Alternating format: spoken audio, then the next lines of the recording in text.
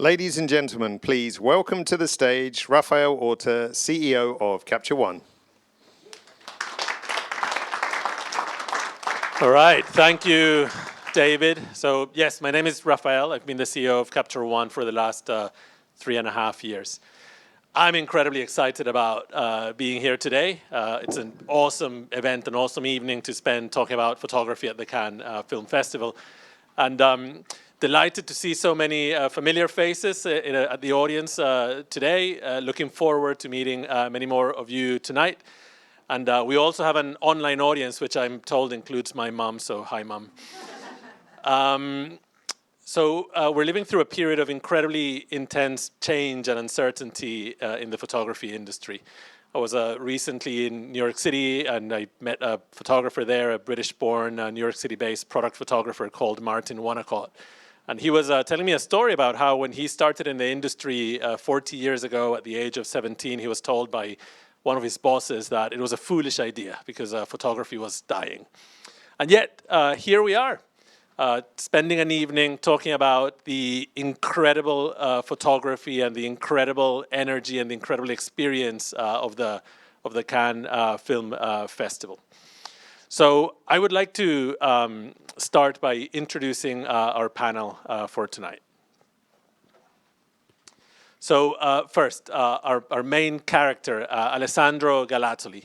Alessandro is an accomplished photographer specializing in entertainment and movie events, fashion shows, portrait photography, and social campaigns.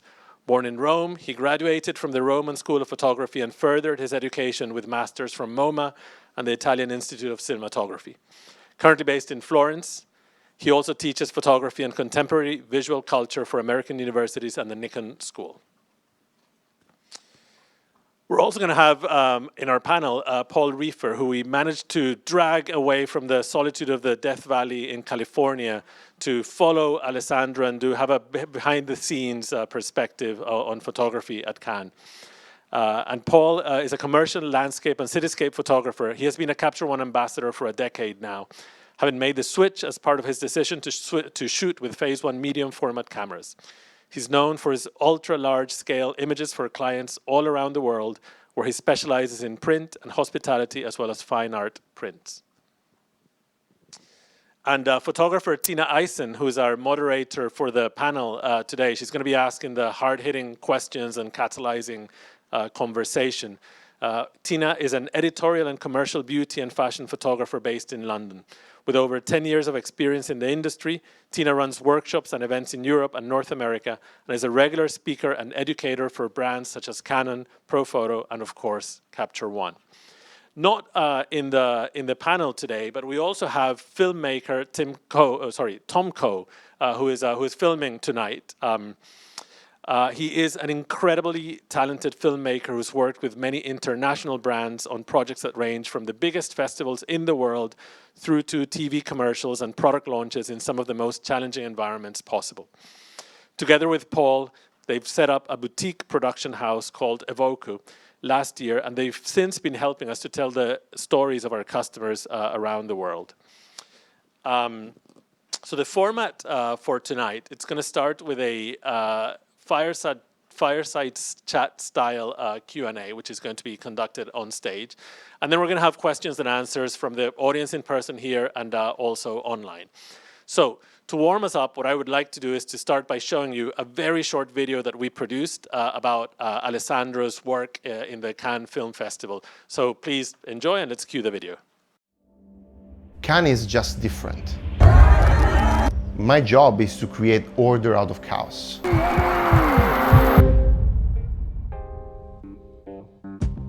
My name is Alessandro Galatoli and I'm a photographer working in entertainment events.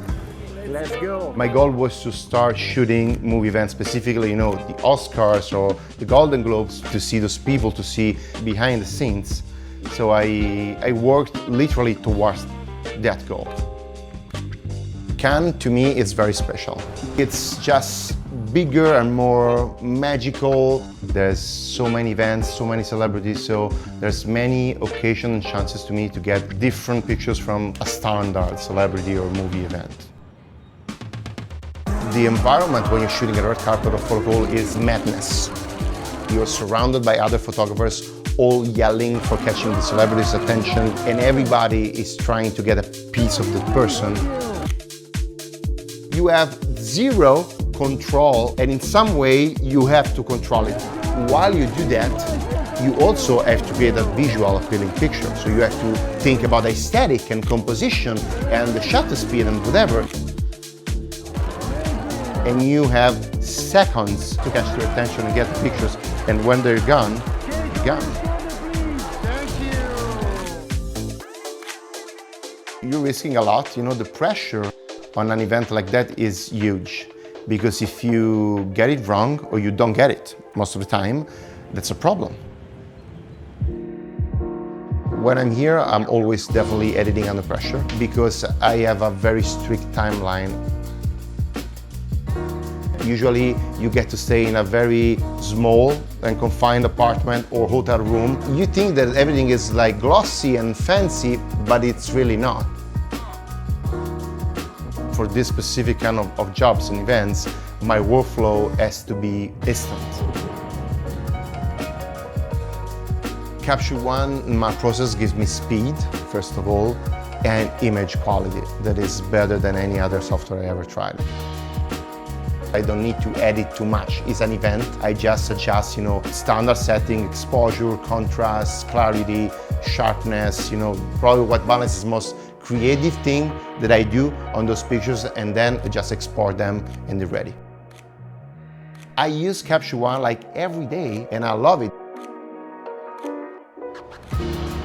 I love to see a different side of those very important celebrities because they are super humble and shy people. I know it's so cheesy to say it, they're really normal people. They are, for me, great actors, great people who does a job in a great way. They're not gods.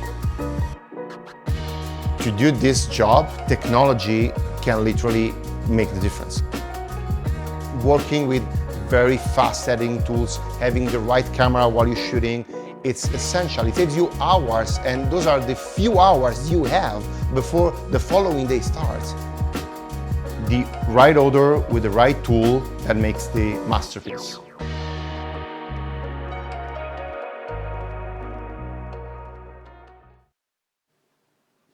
Ladies and gentlemen, please welcome to the stage our guests, Alessandro Galatoli, Tina Eisen, and Paul Reiffer.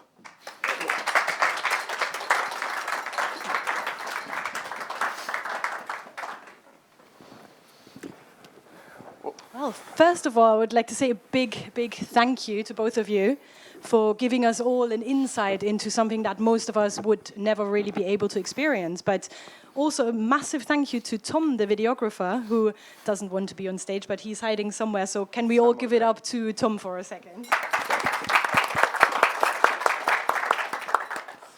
So thank you for being here. And first of all, I would love to talk about your background a little bit, Alessandro. So from this video, we can clearly tell how passionate you are about shooting something like a red carpet event. But can you tell us a bit about your why and how you originally got started? Well, that's a good question because, I started with a passion for movies and cinema. I was like a huge cinephile. In general, and I started like when I was a very young person. I'm maybe too old to say this, but I used to watch everything on VHS cassettes, and I actually even broke them out of usage. I literally broke them from how many times I was watching those movies, and these grew up with me. Also, my father was a production manager for an animation company, so we're doing cartoons and animated movies. So I was always the first to see the previews and the coming out movies. And that's where my passion for movies started. But I didn't begin shooting movie events like that immediately. I was shooting, like, for example, fashion events, mostly runways, fashion shows. And then I decided, as I said in the video, that I wanted to work in the movie industry in any way. I started to apply, for example, for backstage photography in movie sets, and I started to do that. And also, I started to target movie events. So I started literally to knock on the door of agencies and production companies. And when I say knocking on the door, I say literally, I went to LA, I rang at the bell, and I say, I'm a photographer, I have this background, I want to shoot all the Oscars or the Golden Globes, whatever. And eventually they said, okay, you can go as an extra photographer, and then they loved the picture, and everything started. But from my experience, nothing like this will happen because you're just good. No one will knock at your door and say, yo, Alessandro, your pictures are amazing, please come work with us. You have to literally want that and work towards that direction. Yeah, I think there's a really important message in that. You were touching on doing different types of photography before. Now, when you don't shoot red carpet events, are you passionate about any other types of photography still? Well, yeah, I definitely am passionate about photography in general, but if I have to be honest, when I'm not shooting or not working in general, I probably don't like to have a camera with me because for me, sometimes it can be really a distraction because otherwise I can focus on the picture I want to get, how I want to get it. I'm not an iPhone photographer. I can't take a picture with an iPhone specifically. I need to have my tools and my composition and my things. So if I have to pick a genre, I would say street and travel photography is the genre that I probably most likely would shoot on my own. And also this came with actually experience because, many students ask me, for example, many times, I want to be a photographer. What kind of photographer should I be? And I ask them, I don't know, you tell me in which field of photography you want to work. Because it starts from there. There's a beautiful documentary about Henri Cartier-Bresson that is called Just Plain Love. And it's about Henri Cartier-Bresson, of course, as a photographer, but there's a friend of his that is a painter, and he says something that is actually basic for the documentary. He says, you can actually paint, in our case would be, you can actually photograph something that you hate. You have to love something to photograph it, to spend time in looking at it and, picturing, framing it, whatever. So I learned with experience that the thing that I need in my photographs are people. I need photographing people. That's why street, and that's why traveling, for example, because even if this is in some way maybe not about people, because actually I removed the people that were in So the you world. deleted them all? Yeah, I deleted them all, and there was no AI at the time, so actually it took me maybe 20 minutes, 25 minutes to do that. But anyway, the absence of people makes you think about people, because the first thing you think when you look at this picture is where are all the people? Is a walk. So our brain is not capable to think negatively. So if I tell you don't think about tigers, what is the only thing you can think of? And same thing happens with the picture. So I would say street and travel, or anyway, anything relating with people, probably. Yeah, great, thank you. You were mentioning students then, briefly. So can you tell us what a normal day in the life of Alessandro looks like? Well, a normal day, it's a very busy day on a very tight schedule because, when I'm traveling for work, for absurd that it sound, I'm like I'm on holiday. Because on an everyday life, I am also a father of three, first of all. So I have a family, so usually my day starts with my kids and bringing them to school, and then I have class because I teach for many American universities in Florence, so for study abroad programs in American universities, and I teach to the students that I love, honestly. So I spend my morning teaching, and then I have a very brief time for having a quick lunch and very non-healthy lunch. I have a non-healthy diet, you can tell from my belly. And usually if I have classic in the afternoons, then I have classes there. Otherwise, I catch up with a couple of people that I work with and manage my social medias, or maybe have the back office work of staying in touch with customers and clients. And this is actually an important thing because nobody thinks about it when he thinks about the life of a photographer. But there's Greg Williams that you probably know is a British photographer. He's the most famous one in terms of celebrity events and movie events. And he has a course online that is about professional photography. He says something that I really agree with, that he says that when you say professional photography, everybody thinks that it's 80% about photography and 20% about professionalism, but it's really not like that. He says that it's 50 photography and 50 professionalism. I would say even sometimes 40, 60 maybe, but the business part for a professional photographer is essential. It's absolutely something you have to do. You have to go reply emails and do, project and manage campaigns, advertising, whatever it is. And then I end up with dinner and, working again after dinner. My wife hates me for this, fortunately, but I'm always working. Yeah. Thank you. Thank you so much for giving us an insight into your background. I would love to talk a little bit about the making of this film. So I'm going to direct that question at you, Paul. How did this whole project come about, and why did you choose Alessandro as your subject? So the headline is I slid into his DMs. Apparently that's a thing. But I was actually having breakfast. And so we've been working with Capture One for a little while on telling customer stories. So rather than focusing on product, focusing on how people are actually using Capture One to deliver results, basically, and creativity. And Raphael and I had a bit of a chat about people that we could focus on, and one of the genres was event photography and fashion photography. And I got a note from Raphael saying, I quite like this guy.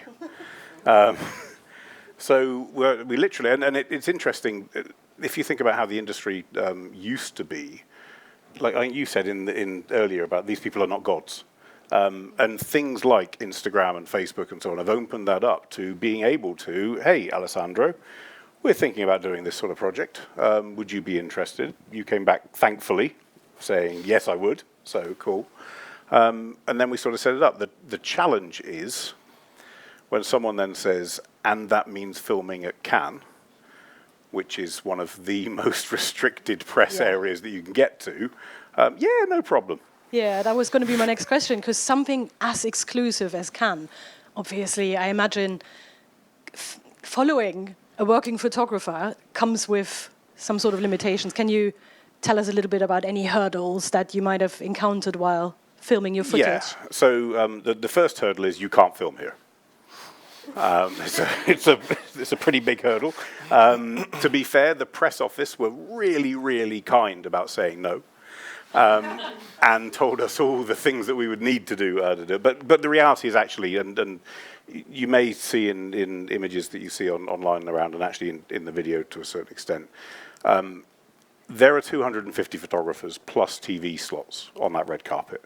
The concept of having two people with video cameras and a creative director behind and whatever, filming one of the photographers is just never going to happen in that environment. So we sat and originally, and actually kudos to Alessandro, it's like, it's okay, it's fine, I've got my spy specs. So he's got some Ray-Bans with a little camera in it. We're like, okay, that sort of works, but A, we still need to send in Tom in this case to film and get as much footage as we can. But B, that's not necessarily going to cut it because it's low res and it doesn't actually, and actually there's a bigger point, you can't shoot with those glasses on. So it actually, key thing, let's not get in the way of Alessandro doing his work. And a few weeks before Cannes, I was walking around Sydney and this thing got released, which is the latest Insta360. So this is a consumer device. And we thought, can we get away with putting that on a hot shoe? And we did. And in true sense of asking for forgiveness rather than permission, after we had filmed everything we need, Alessandro went and checked with the press office that was okay. And the answer is actually yes. So there are certain things that we can't breach. We can't live broadcast from there. They've got exclusivity rights with TV stations. You can't, obviously, you can't film people without permission, but actually that's covered by the filming rights on there. But there's certain things that we have to work within a framework. But the reality is, actually, as long as you stay within that, and as long as you're not going to push the boundaries too far, generally speaking, they'll help. And your experience with their press office is positive. Absolutely. So it's a mix. It was, can we film Alessandro in his native habitat in Cannes, which, if anyone thinks that these guys are staying in five-star hotels just around the corner, forget it. He's a 2-mile walk away in an apartment on the 6th floor, opposite a bakery. Good bakery. Good bakery. But it is literally working 6 a.m. through till 1 a.m., capturing all of that stuff. And it's a mix of what we saw first person from Alessandro, which is what you see on those hot shoe shots. This has the advantage of us being able to reframe afterwards, so we can show Alessandro's view as well as the view that the others are getting. And it really does put you into an immersive place. Yeah. And frankly, it's a consumer device. And it's as pros, we always look for what's the big solution. Yeah. Sometimes pop to the store. Yeah, you found a good one there. Were you making this film? Were you actually surprised how fast-paced and intense this job was? Yeah. So I mentioned there are 250 spots for photographers. And when I say spots for photographers, I mean it's a spot. He stays on that spot, apart from when he doesn't. But generally speaking, that's the design. And what you don't see, actually, and what you don't see when you look at the press images, and Alessandro's images to an extent, there's not one red carpet. So it is a military exercise. You have film number one coming in. Bang, bang, bang. Photo, photo, photo. Smile, smile, smile. Up to the top. Go watch your film.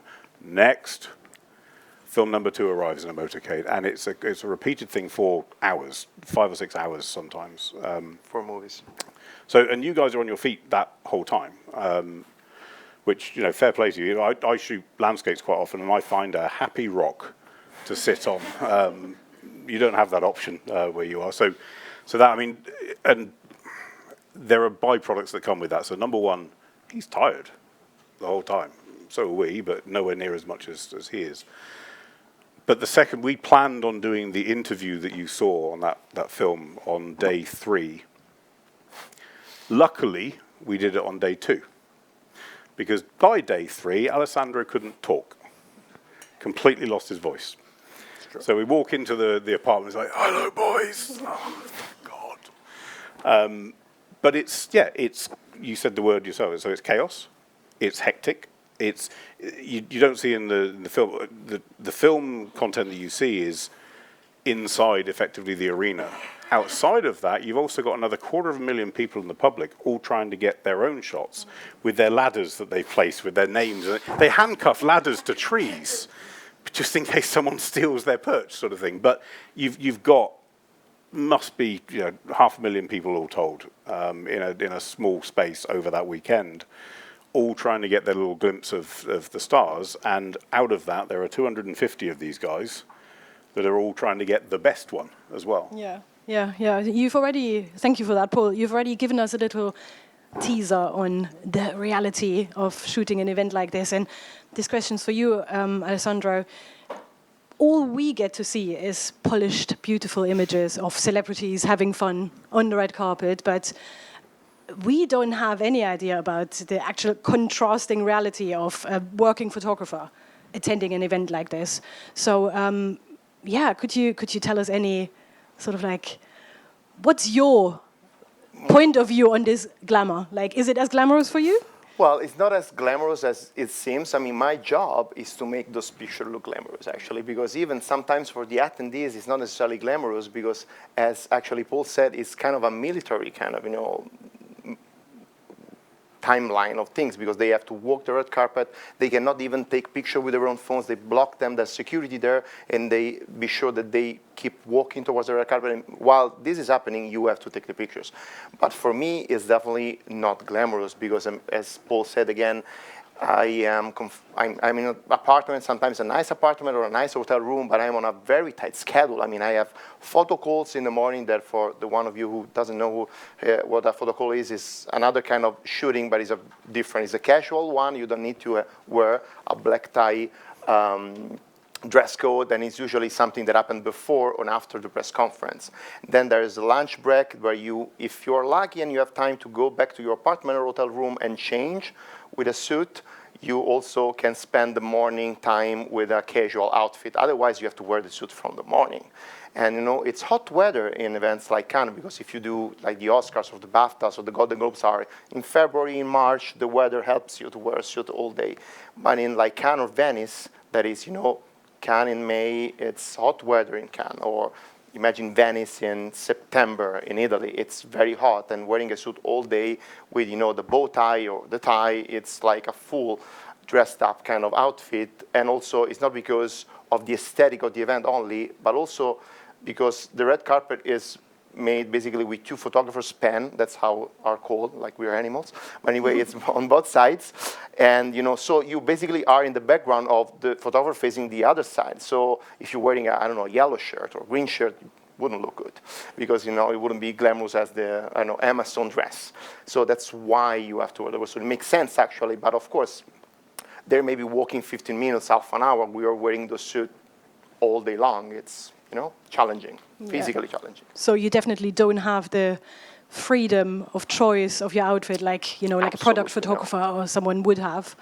And like also, today. this is as the go-to outfit. This is as free as it gets. Usually, you see me wearing this all day. I have just different color for shirts and trousers, and that's it. Brilliant. So you mentioned the pen you are in, and obviously you are surrounded by dozens of other photographers, all trying to get that shot on the red carpet. And sometimes you only have moments to actually catch someone's eye.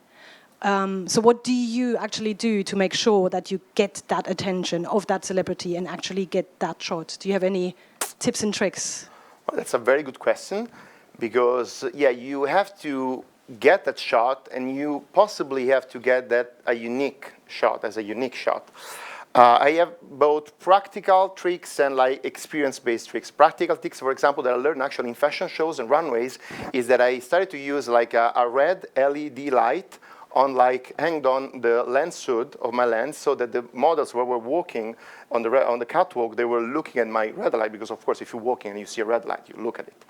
And it's a practical thing that now I actually use on red carpets. And actually, it's not something you're supposed to do because it's a trick that can get in, you know, next other red carpet, there's Everyone's going to be gonna do it, 250 red lights. 250 red dots. I'm Italian. I'm not very good with rules, as you know.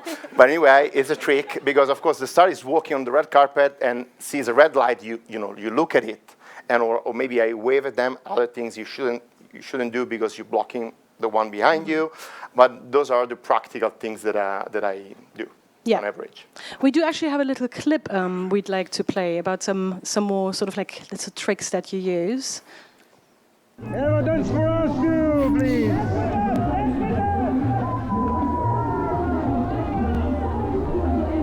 Eva, here, I'm not please. supposed to move. Eva, over here. Thank you. Eva, would you mind stop on the stairs, please? Thank you. Thank you. That's a perfect clip because, you know, it's actually all about reading the room and understanding the dynamic of what is happening. For example, in this case, I knew what was going to happen because the stars usually stop on the bottom of the stairs before walking the stairs. So I moved from my place that I'm not supposed to do, but I did it anyway. And I went closer to Eva Green that was there. And also, I know her because I do my research, I do my own works, you know, and I know that she's actually a very shy and private person, so she doesn't like people to yell at them while she was walking. That's why she was, at the beginning of the video, I say dance for us too, because she was like dancing and pretending to have an act while walking, and she was not herself, she was having a mask, while when I get closer to her, I can politely ask her, Eva, would you mind stop on the stairs and look at me? And she did it because she appreciated that I referred to her in that way that she liked. Yeah. And also, I was closer and I could take that picture. Or like, for example, the Helen Mirren picture you were looking there before. I was lucky enough to meet her on a flight back from New York, actually, in November. So when she was walking the red carpet, it was the first time I was meeting her after that moment. I yelled at her, you know, Helen, do you remember New York? And I don't know, probably she didn't remember me. Of course, she doesn't remember me. But anyway, I got her attention, and she looked at me, and she posed for me. And that's the bottom line, because my job is to get the picture. No matter how, I need to get that unique perspective and that unique picture. And you get this how?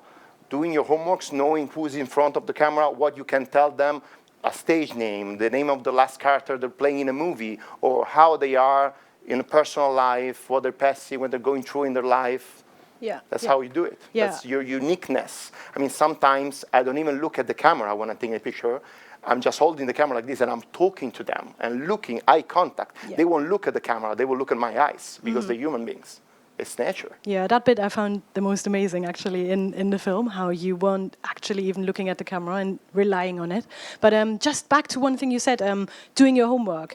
We have got a little clip I would love for you to talk about. It's an Emma Stone clip, which is a great example of this doing your homework you're speaking of? You know, these are not the people that I get to see. They're so different. They have different faces in the movies, and you know, what I get to see is a different side of them. It's almost like they are the real people behind the mask of the movie. I get to see the real person at the events. And for example, yesterday was Emma Stone on the carpet. And, you know, now she came out saying that she wants to be called Emily. That is her real name, because she's not called, she's Emily Jean Stone or something, I think, suppose. And Emma is like a fictional name, and she gave it to herself. And now she said she wants to be called Emily. And yesterday on the red carpet, everybody was calling her Hema, Hema, Hema. And at a certain point, I went on the corner closer to her, I yelled, Emily! And she immediately turned to me. So that's, for example, a trick, but that's based on the fact that, you know, that was the real her. She's not Emma Stone, she's Emily Stone. It's different. I mean, it's a stupid example, but it gives you the idea of, you don't see Bella Baxter on the red carpet, you see her walking and with her shyness and with her personality. And yesterday was dancing on the notes of, you know, kind of kindness soundtrack. It's a different person. Thank you so much. It was self-explicative, but yeah, that's absolutely true. Yeah. This So example. the tip is use the right name. Exactly, but because I knew, because I'm a little bit OCD, first of all, so it's easy for me to get obsessed by things. But I watch like interviews, I read Entertainment Tonight, I love Jimmy Fallon or Jimmy Kimmel interviews. So I know when she came out to press, that was like right after the Oscars, she came out with this thing that she would love for the press to call her Emily and not Emma. And unfortunately, that's the truth to say, some of the photographers that were there, many they knew, but some of them they maybe didn't know this thing. And I mean, that's your job. I mean, my job is not just know how to use the camera. Mm-hmm. That's the interaction part. I buy expensive cameras because I can rely on them while I do the part that the camera cannot do on the carpet. Yeah, I think that's an absolutely invaluable insight. I really love that clip by itself. Thank you so much for that. You've touched on it a little bit in the film about your workflow and how you use Capture One. Could you talk us through that whole workflow thing a little bit more? Well, my workflow, quoting my video, has to be instant. But it's true, I mean, this was actually flow of mouth, so it's not staged. But anyway, it has to be, because, again, I have photo calls, I have lunch break that definitely is not enough to not even download the picture and edit them, and then, you know, red carpet, and then I end up, I don't know, 11, 11:30, midnight, go back to the apartment and download everything, and we're talking about, like, you know, 3,000 pictures, 4,000 pictures, something like that, and select them, edit them, send them. You are on a tight schedule, and you want to go to sleep, because next morning, 6:30 a.m., we're waking up and going back to do the same thing for 15 days straight. Mm. So you can accumulate your work, and you have to do it all at the same time. So working with very fast, you know, tools is really important for me. And also another thing that helps me a lot that I don't need to edit them too much. Depending from like which agency you're working for, or which magazine you're working for, you have more freedom in editing and more creative freedom maybe, but on average there are certain agencies that doesn't allow you to do anything in terms of editing, and some others that are the one that I work for on average allow me to do certain creative things. So the things that I do, for example, are exposure, contrast, of course, sharpness. The most creative things that I do is probably white balance or a little bit of color grading. And then, for example, I refine everything. And in this, editing tools are essential. I'll give you an example of this. When I use, 2 weeks ago, I was shooting a fashion show. And I had all the models actually walking with a different pace. So I didn't get all of them with the same framing. And I need to deliver them with the same framing. So I use the AI cropping. And now we have, it's amazing. I crop the first picture, I set as a reference, that's it.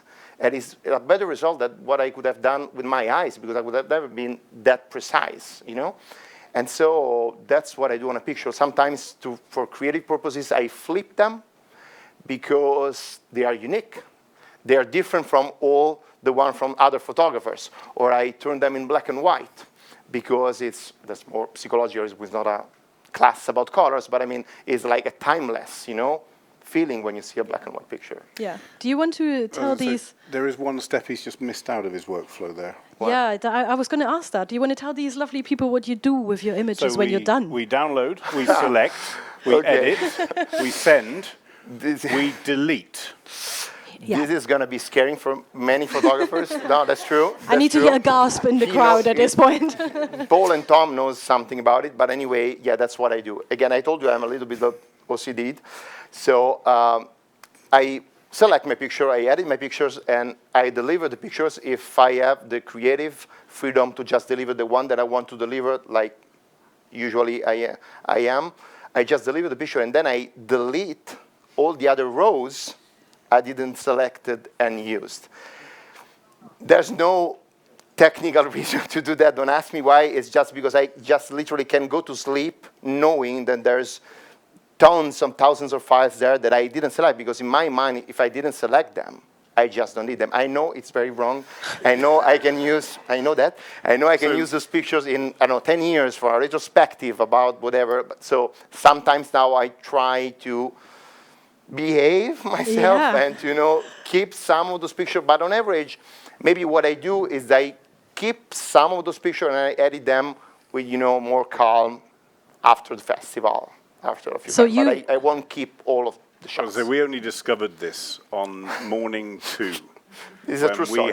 We had a perfect 360 video of one of the shoots, and perfect content from the glasses, and the perfect final image. And we said to Alessandro, right, we're just going to need all your other shots so that we can build a story around it. He said, they're gone. That's true. So you can sleep well at night, but Paul and I We can't. Exactly. And you know the But best I bit? didn't know that. The next day, we said to him, right, tonight, you need to keep your pictures. It's like, I didn't sleep that night, actually, for the record.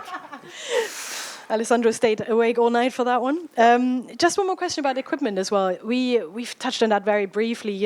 Obviously you have to be able to rely on your equipment in a high pressure environment like this. But what other skills, apart from the equipment, do you bring to your job?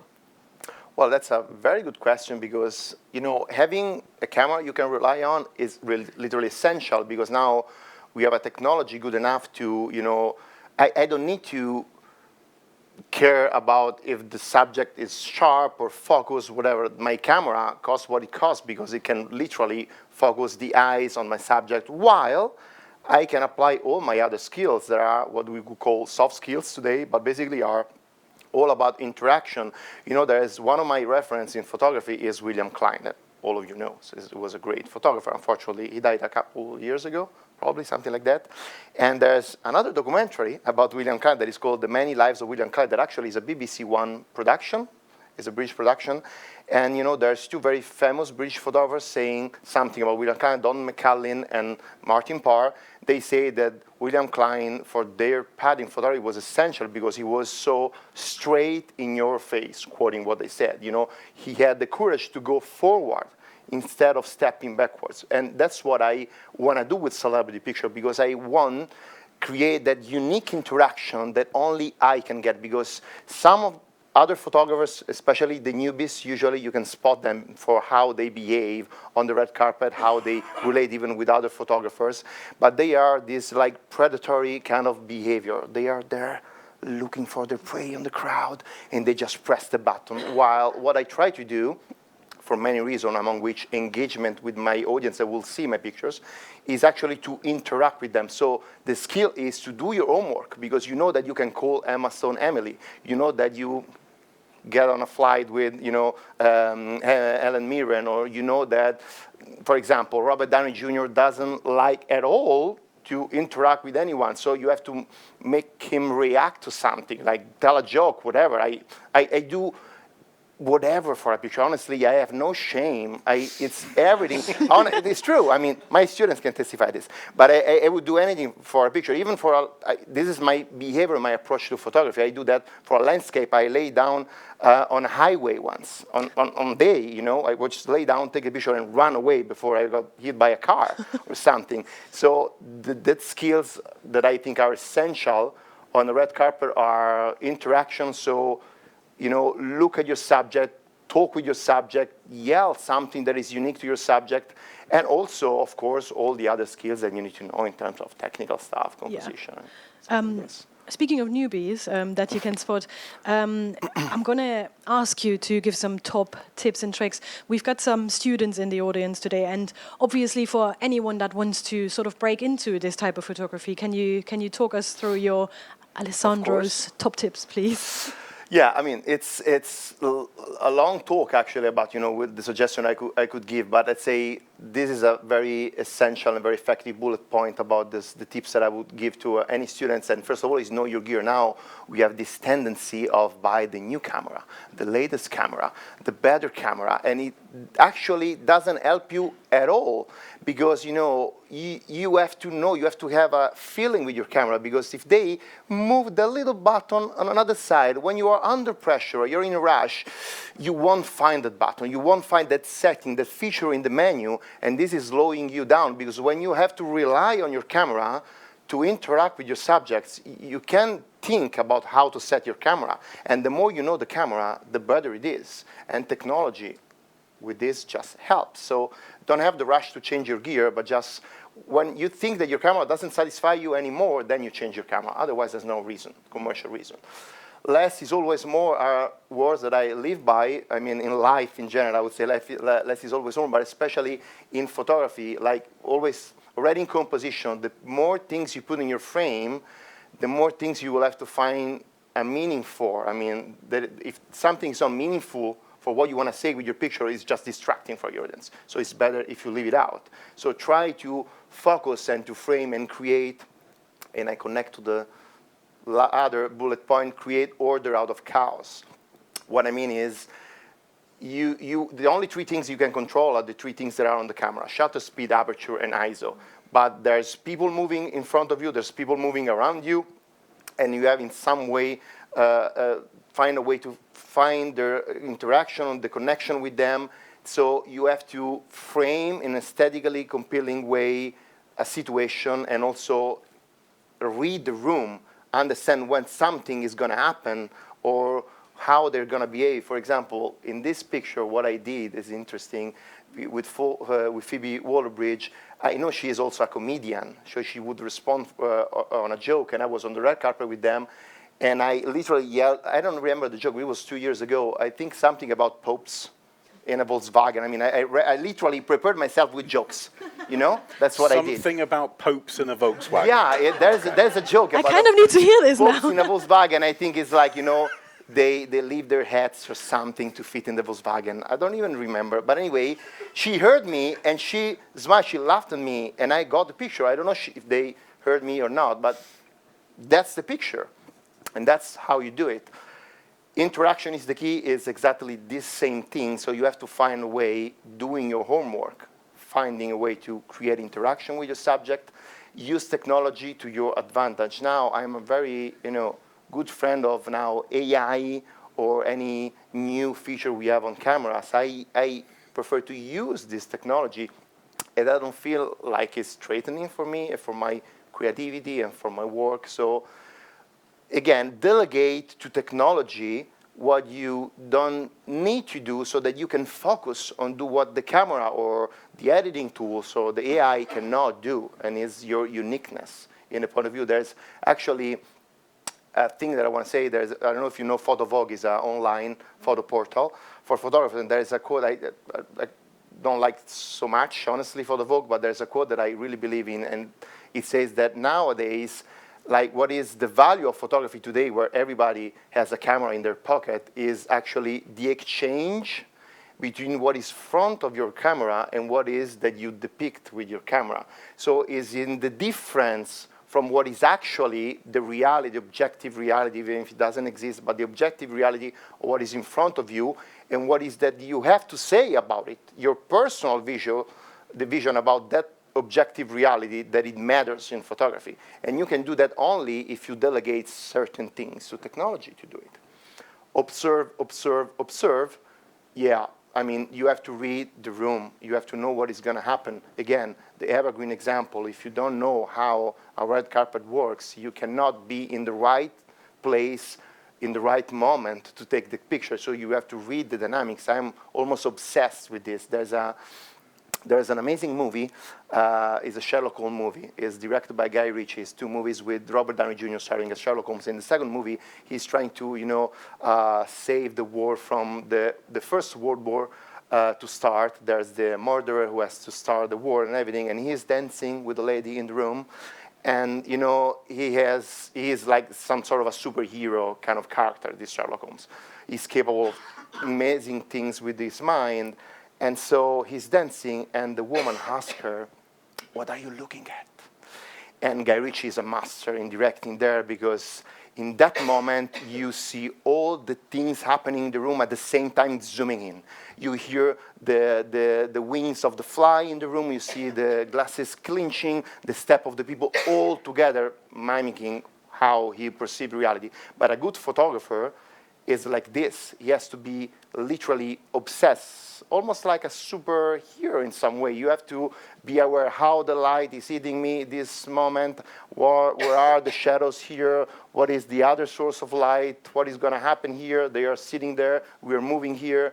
You have to literally be aware of everything all in the same time, like Henri Cartier-Bresson again, kind of quality. He was one of those kind of photographers. Yeah.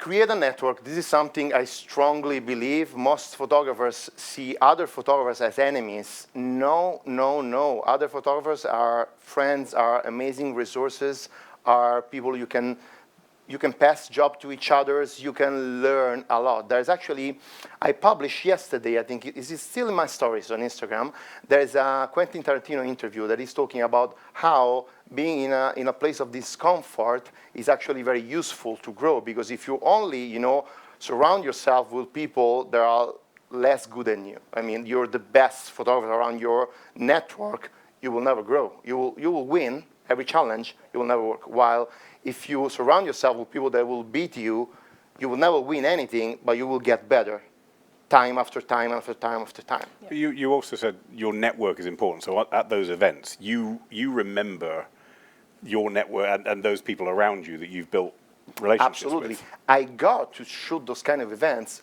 thanks to my network, because I started, for example, in fashion, in very small fashion events in Rome. It was called Alta Roma. It was on haute couture, very small fashion week.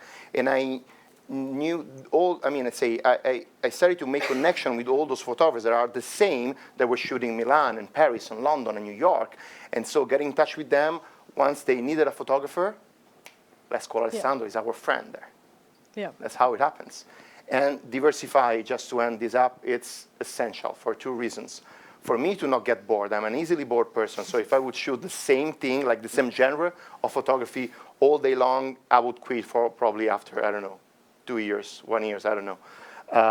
And also, in order to the business side, if you diversify your jobs, if you diversify your clients, if you diversify your field of photography you're working in, if something like, the pandemic happens, you don't lose all your jobs. You use all the incomes that you can have as a photographer. Yeah. Thank you so much, Alessandro. I think we forgot one bullet point, though. I heard some. Which one? I heard some rumors about some suspenders you're wearing. Do you want to share that with everyone, please? That's actually, I don't know if it's a suggestion I can give to. Actually, it is. That's it's a tip. It's a tip. Paul knows some. Paul was shocked when I show him the. I have suspenders. Specifically, let me get into details. I'm wearing a suit all day. And so while I'm wearing a suit, I'm also moving a lot. You can see, I'm gesturing and waving. And if you're wearing a suit and if you do like this with your arms, your shirt is not tucked in anymore in your pants. So I want to tell you that on Amazon, you can find amazing suspenders that are like, something you basically wire on your tie here, and they attach to your shirt. So that when you move, your shirt still is tucked in, and you're always perfect. Thank you very much for So that's the practical side of it. The reality is 2 people walk into an apartment, Tom and I, to film a gentleman in his bedroom putting on his shirt, and instead the Rocky Horror Show comes out. Hello, boys. That's true. They told me to, be at my ease, so I was at ease. Yeah, be yourself. Yeah. I was myself with suspenders. Brilliant. You never know. Notice Thanks his for shirt sharing. hasn't risen up tonight. Are you wearing any? No, we can ask you that later. Well, Actually, I don't know if my wife knows that. well, she does now. I don't know. Maybe after this she will know. I mean, it's better for her to know this story than finding suspenders. I agree. Right? I agree. Even Raphael's mum knows now. Yep, everyone knows. I wanted to say thanks again to both of you and to Tom for making this happen. And before I will open the floor to the audience and to the live stream, everyone in this room, please get your questions ready. We will have a microphone shortly passed around. Anyone at home, type your questions out. We will get to those as well. But before we go there, I would love to just really briefly touch on the future of the industry. And, you know, AI, we've mentioned it tonight, is one of the hot topics right now. How has it affected your work? I mean, you were already touching on that lightly, that it's a positive thing, but yeah, how has it changed your work? Well, it has improved my work infinitely. Again, as I told you 2 weeks ago on the fashion show, I would have spent, I don't know, 10 minutes, 15 minutes to frame all the pictures the same, and I wouldn't got the same result. And also, I don't know, I think other AI tools, the removal filling, you know, AI, that, you know, the landscape, I showed the geothermal field in Iceland that I showed you before with the walk of people. I removed all the people on that walk, and it took me maybe 25 minutes. Now I would do that with a click. Mm-hmm. Or if I think about, for example, Capture One AI tools, there are certain things that I speed up my work. When I come back in Cannes, you know, to select those 3,500 pictures, now I have the AI eye focus that will, you know, automatically sort out the AI focus pictures in an instant without even that I have to go through all of them. It's amazing. Or the smart adjustment that create consistency with white balance of exposure. Those tools, I'm not kidding when I say they save me hours of work. It just makes my work better and help me to focus on the other things. I can focus on storytelling when I deliver my picture. I can focus on framing better. I can focus on the sequence of the picture I wanna get. Yeah, it's just better. Yeah, the crop tool that you're talking about, I think, is one of the amazing ones. Like, for those of you who haven't tried it, Capture One can identify the subject in the picture and then crop according to... And the background elements, too, so that they keep the same proportion in cropping your subject. That it's, you know, if you have to crop all the pictures, it's, you know, very time-saving. How about you, Paul? What's your view on AI? How has it affected you? Has it changed anything? So I think, as photographers, we like to see threats to our industry, and we also like funky tools that save us time. And unfortunately, AI falls in the camp of offering both. So I think from a speed point of view, from an efficiency point of view, to a certain extent from a creative point of view, because there are certain AI tools that will even, you know, present options that you hadn't thought about doing it that way and editing it and so on. So there are things that are genuinely helping photographers to do things faster, arguably better, but certainly, to your point, focus on the stuff that's important and get some of that sort of task stuff out of the way.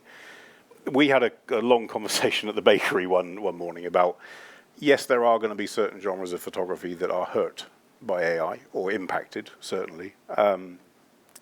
But there are going to be others that are actually more important in terms of how we capture. So if I'm creating things that never existed, then arguably AI is going to be able to start doing that better, possibly, than we could, certainly more efficiently and cheaper. But I don't want to create an album of photographs of my wedding that I wasn't at. Yeah. That seems stupid. Or I don't want to create images of superstars in places they never attended or never happened. So I think what you're going to see is almost a split between, you know, capturing reality and moments and stuff, and that's going to become more precious to us as we start to see more images that aren't real or are a fantastical piece of work. So from a technology point of view, it's pushing the industry forward in some ways. It's offering new ways for creatives to do some amazing things.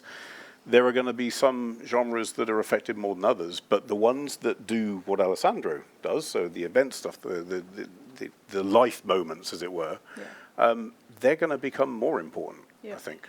Yeah, and ultimately, like you said, it is making our life easier, and we can then spend our extra time doing what we actually enjoy most. I totally agree. I have only good words for AI, honestly. Yeah. Well, thank you both very much once again. I'm going to open the floor and the live stream now to some questions, but thank you so much.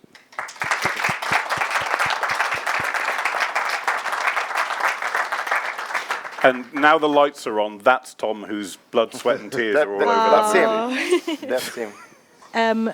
Our lovely Robin in the beige suit, she has the microphone, I believe. So just literally put your hand up if you have a question, and we will pass the microphone through to you. And if we have some questions from online already, we could go for those. Should we start online? Yeah, let's start online. Otherwise, we start picking on people in the audience who we know. So You ask a question. You've been warned. Question from Brett online. He says, I'm curious if there is a hierarchy for who gets what spot in the pen. Are there better spots than others? Well, there are better spots than others, even if I don't believe that, because usually the ones that are considered the best ones are like front line, eye level.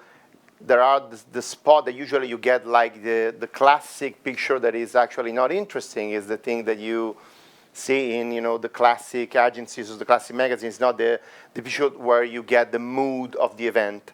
And first of all, and second of all, it's not like you are deciding where you are standing, or even you can request something. It's the press office that decides based on the importance of the agency or importance of the photographer, but it's usually based on pressures between press offices and agencies and magazines and newspapers. And also, for example, the magazines and the newspapers, the press office wants to get the better pictures. I think we had a hand up a second ago in the audience.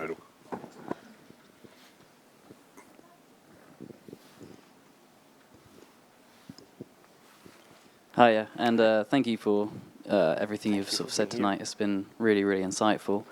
But my question kind of falls down to something I struggle with personally with photography, and that comes to what to include and what not to include within a frame. Personally, I see photography as obviously an amazing tool to tell stories, and the concept of like a, I guess, mise en scène, like the what's in, what isn't in a scene. Every single thing counts and tells a story.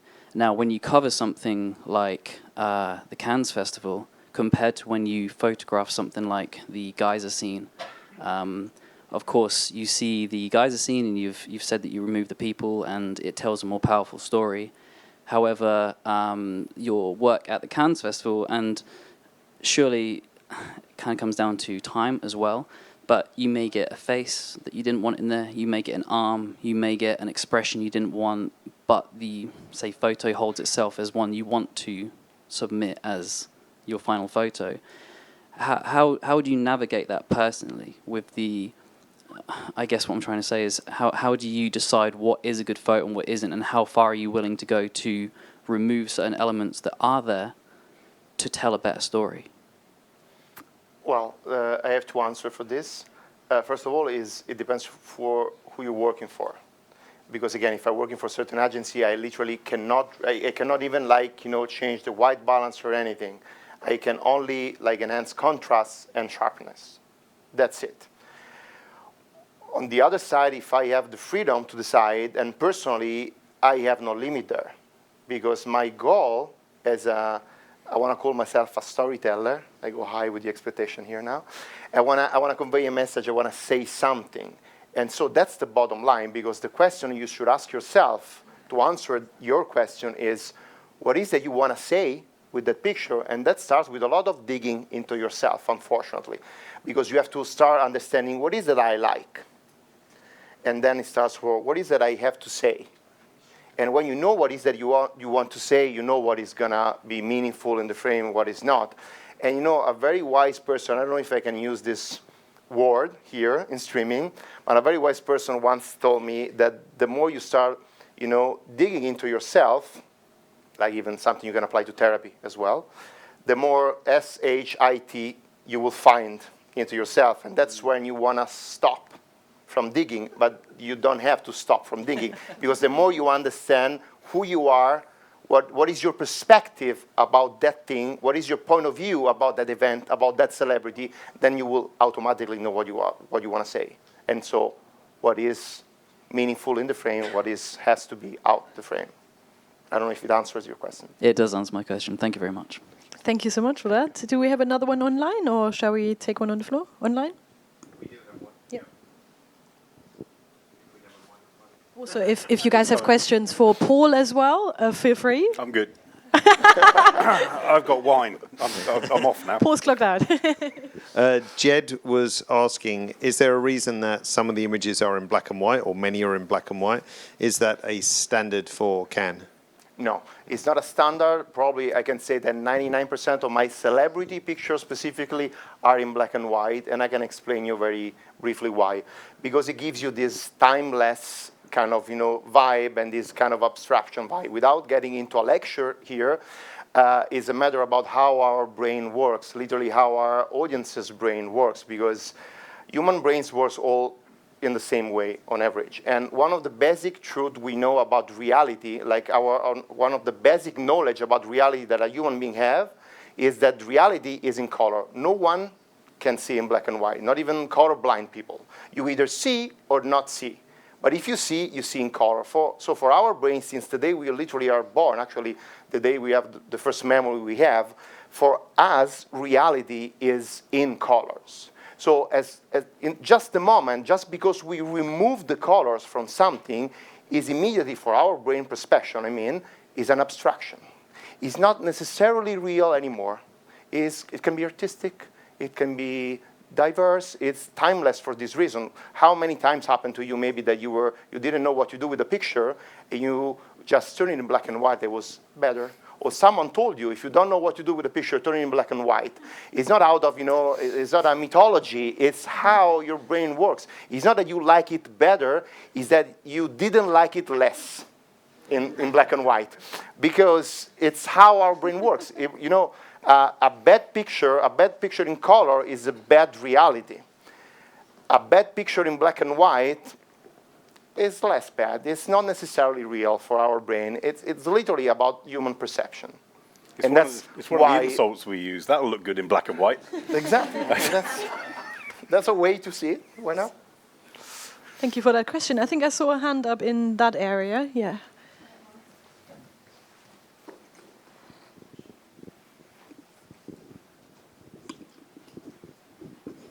You talked a little bit earlier about having something to say with these events. Have you ever been in a position where you needed to deliver a photo of a specific red carpet or a specific celebrity, but you didn't know what you wanted to say? Well, yeah. Especially at the beginning, we were talking about like newbies. It's not a word that I like, honestly, but say people that are doing this thing for the first time, maybe.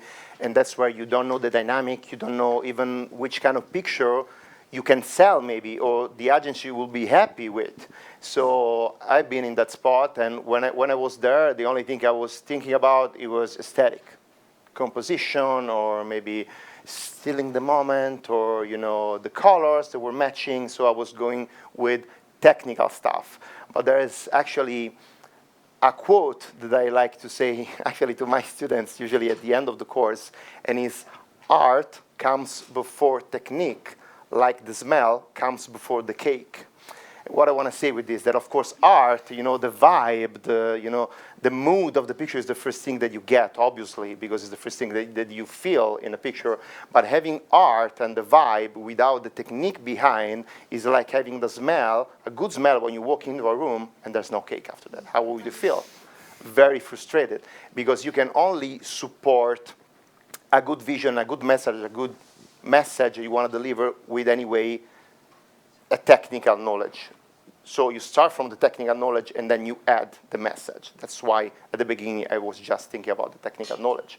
And that's how it worked from the beginning of time. If you think about Pablo Picasso, you see the early work of Pablo Picasso, he went a cubist at a certain point, but he was an amazing figurative painter. He would have, painted the Last Supper perfectly like Leonardo did. Then he knew the stuff, he knew the technique, and then he decided, I want to be a cubist or whatever, super abstract. But he knew the technique before going there. That was a brilliant question, thank you. Thank you. Shall we do another audience? Two more hands up Or do you want to David's squeeze an online one in? I stole the mic, so. Yeah. Ah, okay. So Christoph was asking, of the 4,000 pictures a day, which I think was the right figure, how many survive? And how do you go about picking the final images? Like, what's the thought process behind that? Again, it starts from who you're working for, because based on who you're working for, they will need certain kind of pictures. But on average, I cannot give you, again, a number, because it depends what are the carpets. Because in a carpet, I get Emma Stone, Robert De Niro, DiCaprio, I don't know, Scorsese, whatever. Of course, I have more picture than a carpet where I have Zoe Saldana or Selena Gomez. So it depends on how many celebrities literally are on the carpet. You get different amounts of final picture. But on average, I think if I have to give you like between 15 days in Cannes with 4,000, even 5,000 sometimes pictures every day, usually 300, 250 survive at the end of the day, on average. Thank you. There was 2 hands up over here. We could do a double audience. Thanks, guys. You've talked quite well about the kind of workflow that you have, and also the tools that are in Capture One now to kind of speed up the work that you do. Is there anything that you have a sense of that would greatly improve your workflow that isn't there currently in the software? Like, it seems like you, in a way, you have, obviously you're dealing with large amounts of images, but you have quite a simple workflow. Is there anything that would just accelerate some of those very, very basic things? Like, is there anything that you would add to Capture One, essentially, that isn't there? Well, that's a very good question. I don't know if there is something like that, honestly, because even if with like more complex editing for other general photography, I think I have more than enough, like more than what I would use. Actually, like for example, the latest features release, I don't even use them sometimes. Like for example, the AI selection, automatic selection of the subject of the background is something that is immensely helpful. I rarely use it. So I have to say no. There's nothing I can think of that I would want to have on my editing software, Capture One specifically, that I don't have now. You can breathe now, Raphael. Yeah, I promise we're not holding him at gunpoint. You spoke earlier about growing up and being a bit of a cinephile. Was this always like the way that you saw yourself becoming part of this particular industry? Once you did break into events photography, was there anything that surprised you about it, or was it what you expected it to be? No, it wasn't what I was expecting at all. I thought it was more glossy and fancy, and I love it anyway because I get to see again the real people behind the actor and the mask, and this is very beautiful for me because again I talk from my perspective, for my mindset. I'm a very logic person. I have to understand how everything works and how everything happens, and so I need to literally understand the dynamics behind everything, human relationships, and how heater work. I don't know, whatever. So I wasn't surprised, but definitely I didn't expect what I found behind those events, both fashion and movies, but especially movies. For example, I remember very vividly the first time I was on a movie set. All like the machine that was behind even shooting a single small scene, it's unbelievable. The people involved in shooting, I don't know, a portrait of someone, a close-up, it's honestly nothing you would think if you're not there. It shocked me a little bit, honestly, because I was used to photo sets and photographic sets. So there are way less people involved, even if you have an art director or a makeup artist or, I don't know, assistants, but there's no that many people involved. I don't know if this answers your question. Thank you so much. I think, do we have any more online? We do, yes. really nice question from Helmut, which everybody probably wants to know the answer to. Can you please explain how to get access to red carpet shows or fashion shows as a beginner? What are the admission requirements, and who issues the entry card? What would be your advice to start? Well, first of all, this is the big misunderstanding is that many people think that you have to apply for fashion shows and movie events. It's not like that. You have to get accredited through magazine, agency, newspaper, production company, whatever. You can just, I mean, if you are a very famous photographer, maybe you can. But of course, you are there in order to take a picture for someone on an assignment. So you have to find how you get in. You have to find agencies, newspapers, and magazines. Now, from the present scenario, magazines and newspapers that invest money in sending a photographer to an event, it's a rarity, let's say. Usually they buy pictures from agencies like Getty or many other agencies. So you have to literally, like I did, starting to knock on the door of agencies and present yourself. I physically went to LA to present myself, and then I stalked them with emails and portfolios. And eventually, since I already had a portfolio with fashion images, and I had celebrities anyway, they allow me to go there as an extra. But I would say usually target like smaller events. Like I started in Alta Roma. There was an haute couture fashion week in Rome. It was a very small thing. Doesn't even exist anymore. And you know, maybe you can go to a local newspaper or magazine that you know, even like something very small from your neighborhood, whatever. You ask them to write a letter of accreditation for you to attend the event, so that you start to go there and you start to develop a portfolio. When you have a pretty strong portfolio, then you apply for bigger agencies and bigger magazines, step by step, and networking. Because the people that will allow you in those events are the team of photographers that works for Photovog, and they miss one photographer one day and they call you, and you get in the Prada fashion show, Armani fashion show, and you have the Armani portfolio there. Brilliant, thank you. So just to reiterate, Vogue doesn't come knocking on your door. You have to do that yourself. Yeah. I think I saw another hand up. My experience at least doesn't happen like this. We've got about 5 minutes left, but there was definitely a gentleman in the audience. Yeah, I'm just wondering, to a certain extent, the way that you work, it's a little bit like running a marathon, but doing a 100-meter sprint at the same time. You start at 6 a.m., you finish at 1 a.m. How do you maintain that energy and that sort of like that concentration to be ready, you know, when the shooting gun starts? You should say this to my wife. But anyway, you stole my words, because I used to refer to it as a marathon, not a sprint. Because, I mean, taking Cannes Film Festival, that is the biggest one and the longest one, is 15 days straight. 14, 13, depends from the years. But, I mean, it's not like the Oscars, it's one night. SAG Awards, one night. BAFTAs, one night.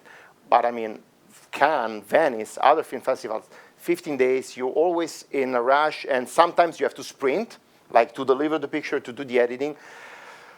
I actually have something that I didn't mention that is in my daily routine that is very important for me, and Paul, again, knows this very well. I do meditation. Actually, after the pandemic, I started to do that because I was in a very bad place when the pandemic hit. I went to therapy, and I was through very bad stuff, and I started to do meditation and do yoga, and this really centered me, and I really need it mentally on that regard to be more focused and to know what I have to do, when I have to do it, and to, you know, be more centered again.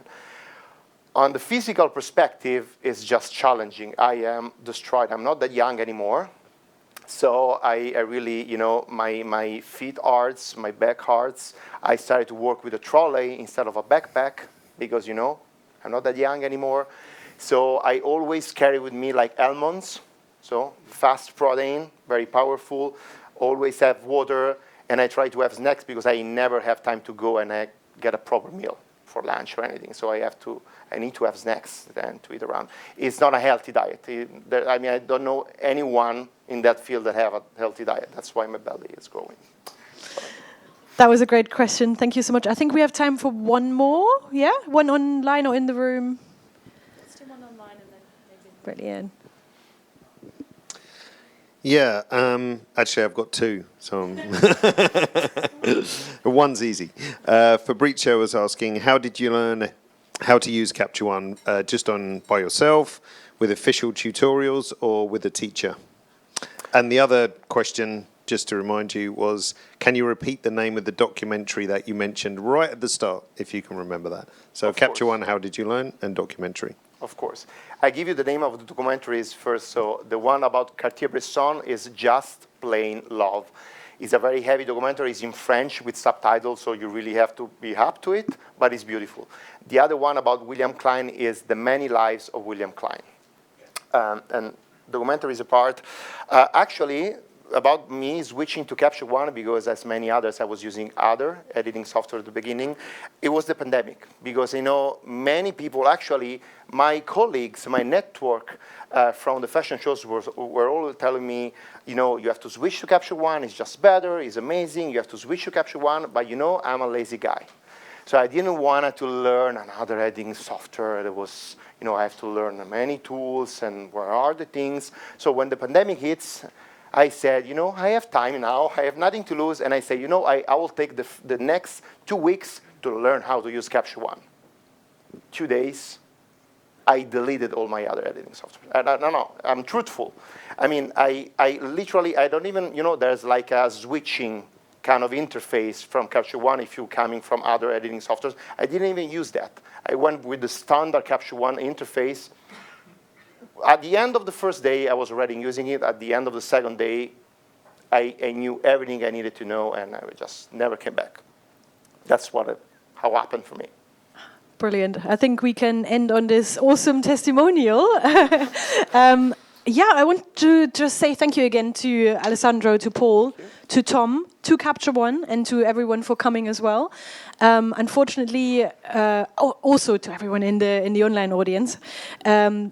Unfortunately, the guys online can't join us for drinks, but anyone in this room, we're going to have, in the long gallery, we're going to have some drinks, some nibbles, and a bit of networking. So please join us there. And other than that, thank you very much. Thank you. Thank you.